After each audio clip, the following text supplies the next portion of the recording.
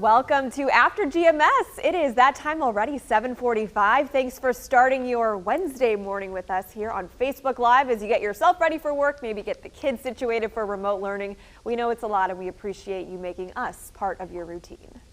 All right, so we start with the forecast as we always do. Christian Morgan, I think we should have you on GMS a little bit more because you have brought some nice temperatures to the Triad.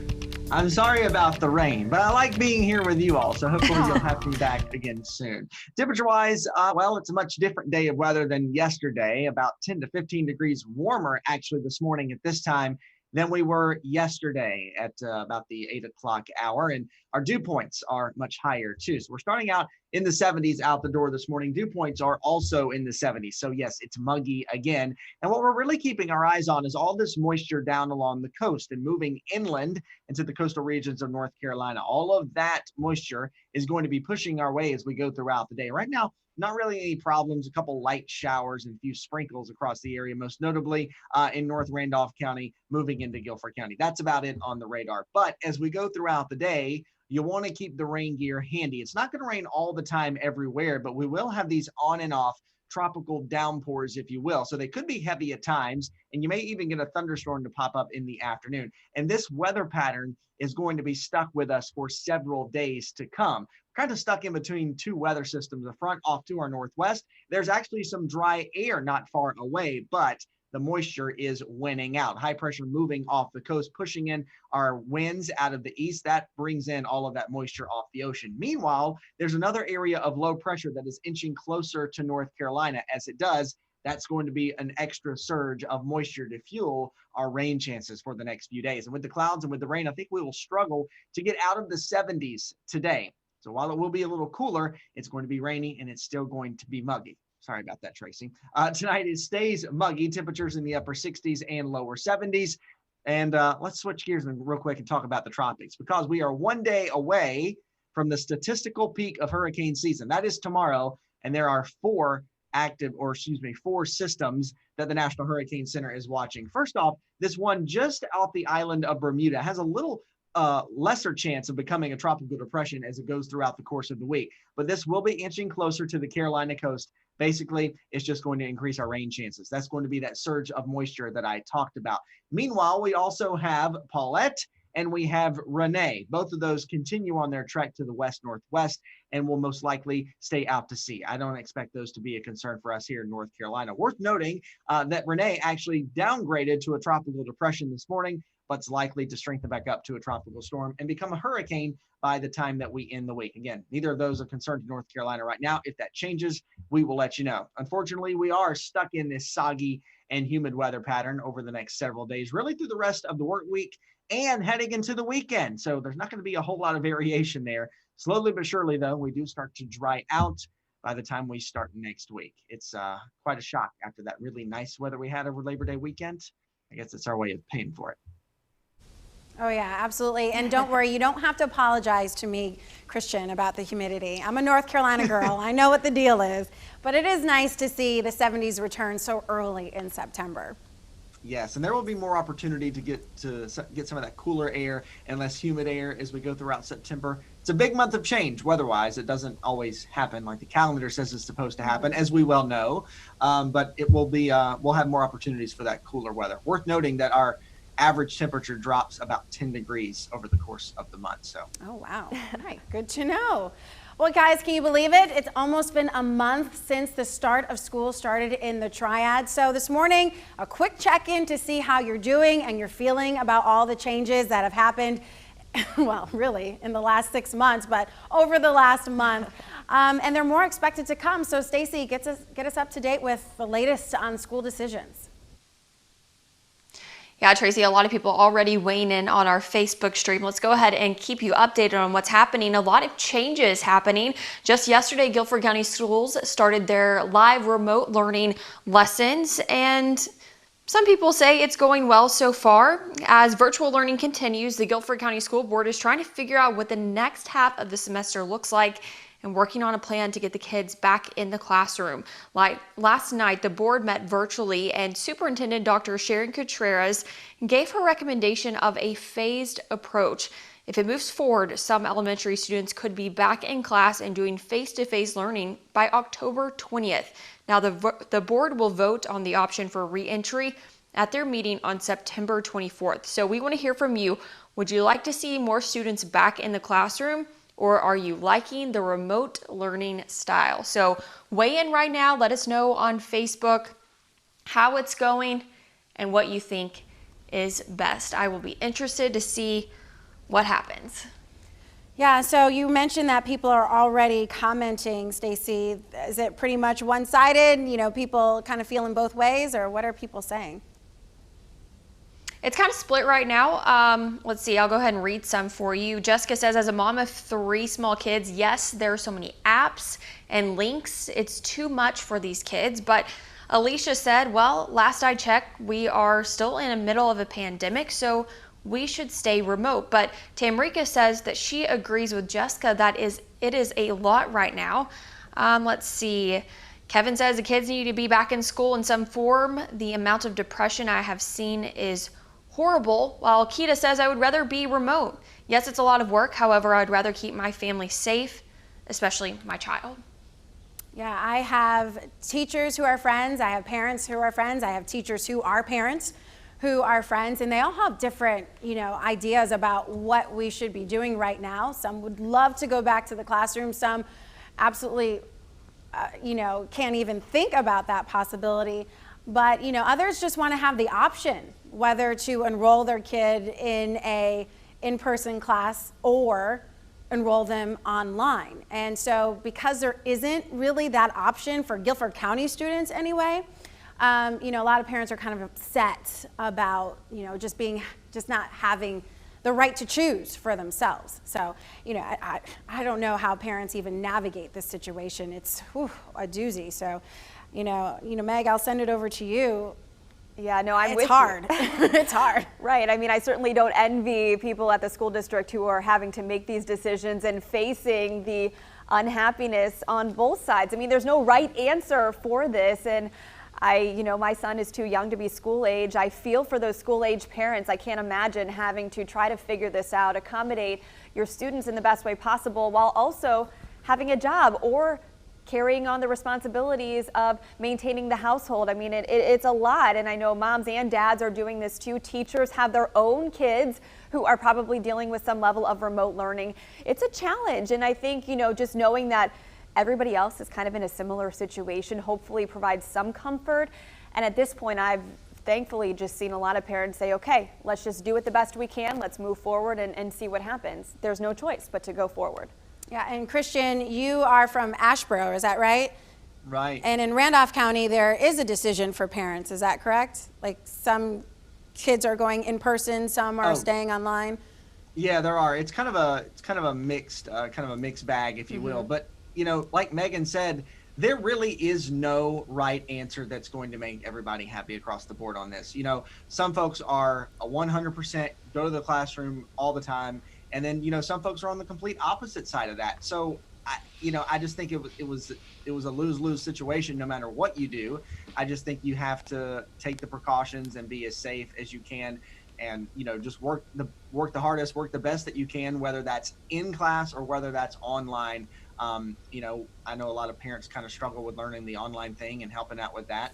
But I guess this is just one of those times where we're going to have to learn and try to work through it. And hopefully we don't have to stay this way for too long. But there's just no right answer to it. No, there really isn't. So Stacy, a few more people have joined the conversation. What are they saying? It still seems to be pretty split, people for and against it. I want to bring up a few comments from people. Megan says back to school full time. But then Yvette says, how can the board vote virtually yet try to get our students and teachers back into the classroom? Wanda says many schools are getting confirmed cases. It's not safe. You can keep weighing in as we continue to chat about it. All right, Stacy, thank you. Yes, a big debate, as is this story. Gyms have been closed for months due to COVID-19. The YMCA of Greensboro, though, finally officially reopening for members.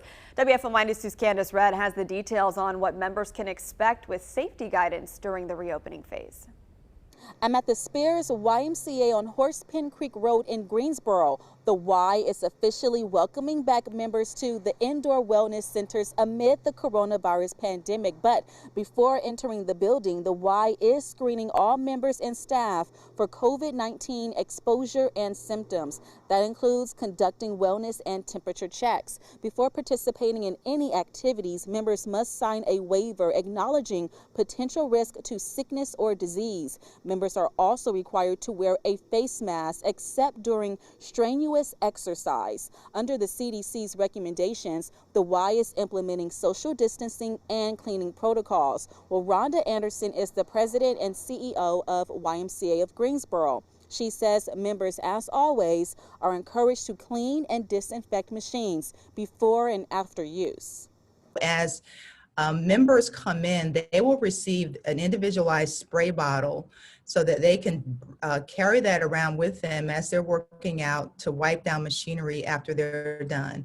If you are not feeling well or believe that you've come in contact with someone with COVID-19, the Y wants you to stay home. It's all about protecting other members here at the Y and the community. Taking a look at your screen, because I want to make sure you have all of the details. Here are the indoor fitness hours for the YMCA of Greensboro. By the way, the Y will automatically reactivate membership that were placed on hold during the temporary closure. For more details, all you have to do is visit our website, WFMYnews2.com.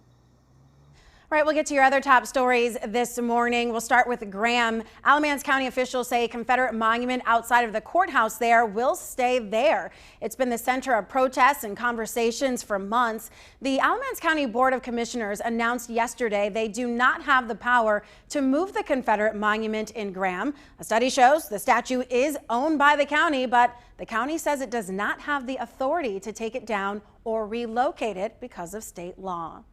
The city of Greensboro decided to keep a good thing going. You can enjoy the Open Streets program downtown a little while longer. The event shuts down part of Elm Street and expands outdoor dining options to support local businesses, especially as we're dealing with these coronavirus restrictions. The new final date for the Open Streets program, October 3rd. In your national headlines, leaders of 9 drug companies working on a COVID-19 vaccine say they will not seek government approval until they know it's both safe and effective. The executive signed a joint pledge in which they vowed to adhere to both scientific protocols and to ethical boundaries. The pledge came as one of the companies, AstraZeneca, said it stopped its vaccine's clinical trial after a participant developed an unexpected illness. Well, when you think of the beach, you probably think of summertime vacations and fun, but beach rental companies say they're preparing for a busy fall. And as we talk about it, I want you to weigh in. Let me know if you have any trips planned for the fall. So with many parents teleworking and students taking classes online, more beach rentals for the fall are pouring in. If you could get the work done with a view of the beach, why not? So this morning we're asking, do you have any plans to visit the beach this fall? I honestly haven't thought about it, but I'd be so down to go to the beach. I could easily set up my remote little live studio here in a different place. I'd be worried about the connection, but that'd be pretty nice to report from the beach every morning. Yeah, that view over the water, that was the last shot right before we went back to you, was just breathtaking. I mean, who wouldn't want to wake up to that? I don't have any trips planned for the fall, winter, spring. I just don't have anything to do except for watch my grass grow until it snows, Christian, which hopefully won't be for a while. So no plans for me. How about you guys? Christian, I guess we'll start with you. So I went to the beach, with my dad and my brother and some family over the summer. But, in the fall, the mountains are my thing. And if you know me, I go back to Boone or try to go up to Blowing Rock in those areas as much as I can. And I've often contemplated asking management if I can take this setup with me and do the weather from up there. Because who doesn't want to see a pretty mountain sunrise or a beautiful mountain sunset? I mean, come on. It's weather. It's weather. I would be, I tried to make a case for it. I don't know if it would go over very well. Yeah, as soon as you did that, Christian, though, we'd have a severe weather event here and you'd have to drive 2 hours right back to Greensboro. That would be my luck, and it is 2020, so. Yeah, and with regard to fall beach trips, I know Christian's thinking this fall hurricane season, probably don't want to spend a lot of money on that fall beach trip, or hope you have trip insurance set up, because that's always kind of risky, especially heading into late September and October, right? Yeah, it really is. I think everybody, it's kind of crazy that we're here. Everybody's had their beach trips rescheduled or canceled 100% because of the pandemic. And now the second thing that we're going to have to watch is, for hurricane season. Of course, it can either go one way or the other, and we don't ever exactly know. But when you do take a beach trip in the fall, you are kind of taking that risk, especially if something comes up along the Carolina coast. And then a lot of times you may be out that money, so there's already been so many rescheduled and canceled conflicts, if you will. It's just kind of a risk that I don't really want to take going forward in the fall. Just let it go and then work on something bigger and better for next year, hopefully. All right, Stacy, you've been monitoring the comments. Anybody planning any getaways? Oh yeah, Jason could probably get away with you, Christian, because he wants to go to the mountains too, and he plans to actually go this weekend. He's going to Boone to tailgate in a driveway and watch the game at a buddy's house. Dana says she's planning a beach trip at the end of October. Jennifer is going to the beach in October as well. Maybe y'all will see each other. So a lot of people making plans for different trips this summer, but I wanted to bring up something that Christian had said, because a lot of people were reacting to this on our stream. He said, after learning how to do remote school and online learning, I'm thinking the era of snow days may be over. We'll see. I don't know. I mean, yeah, you're right. Do you just tell the kids to log on next time we have 6 inches of snow? Hopefully we don't have 6 inches of snow this winter. That's the last thing we need after a year like this. But yeah, I mean, that's a valid point. Are snow days ever going to be the same again? Tracy, I've wondered it. I've never thought about it actually until, Christian raised it on the stream here. I mean, it's a possibility. However, then you have to make sure that your teachers are prepared with lessons from home. Lessons in the classroom are different than preparing lessons at home. And can you make that change overnight? I don't know.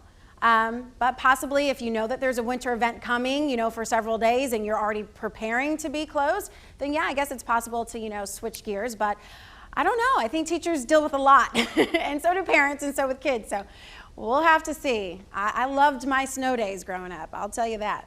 I don't know. I hope the... Well, actually my school... Oh, go ahead, Christian. Sorry.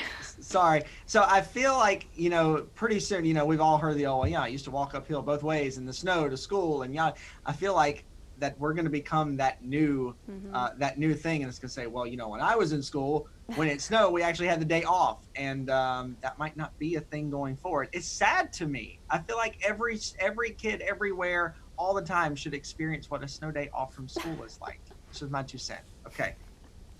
Stacy?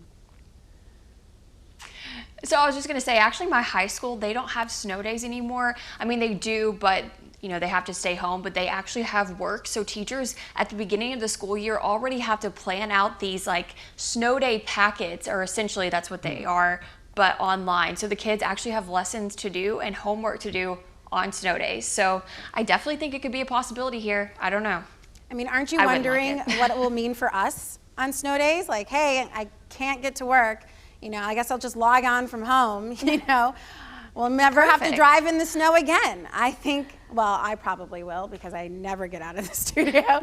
But, you know, it'd be very interesting to see, you know, how many excuses we can come up with and be like, you know, actually, that 6 inches on the ground, it's not going to work for me. I think I'll log in from home. It's a possibility. Right? Hey, I agree. I still have all my gear at home from my time working from home the past few months. So it's definitely something to consider, you know, going forward. I think this pandemic has changed a lot about how we work, how we go to school, how we plan for unforeseen events. Obviously, that's a little bit of an oxymoron, but it's just this new way of thinking. But with regard to snow days, I grew up in the Midwest. We hardly got any snow days. We went to school, snow or dry. You're like the post office.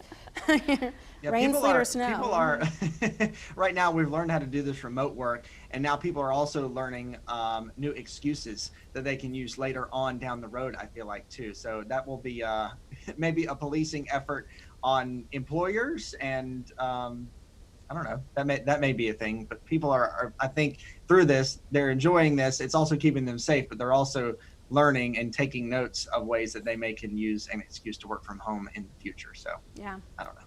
I mean, you say excuse, I say reason. Reason to work from home.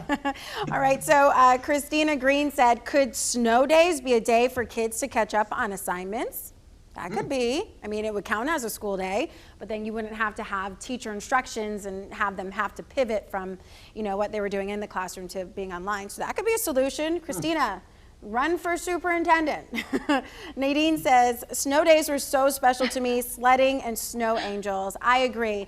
I loved my snow days. We didn't get a lot of them because it didn't snow all the time, but once it did snow and it snowed a lot, we were off for like a week or two. And it was awesome until summer, and then you were in school. So, you know, it comes with its perks and its disadvantages too. All right, so no snow in the forecast, but lots of rain, potentially, for our neighborhoods. Yeah, I think over the course of the week, Tracy, we'll tack on about 1 to 3 inches of rain. Of course, it could be more than that in places, wherever those heavier downpours and wherever those storms set up. But it's a pretty soggy and humid forecast over the next several days. Of course, it's not going to rain all the time everywhere, but do keep that rain gear handy for those scattered storms and on and off what I call tropical downpours. They could be really heavy at times. So under those is where I think our bigger rain totals are going to be. And that pattern sticks around for the rest of the work week and into the weekend too. So there's not really going to be a whole lot of variation in the weather conditions or the temperatures either. Slowly but surely starting to dry out by the time we start next week. So we had really nice weather throughout the Labor Day weekend, and now I guess this is our way of paying for it. But we'll get through this like we got through everything else. Yeah, you might even be able to turn off the AC for the day, or at least tonight with lows in the 60s. Mine's off. Yeah, you might be able to. Oh, I'm excited about that. My husband keeps it so cold all year round.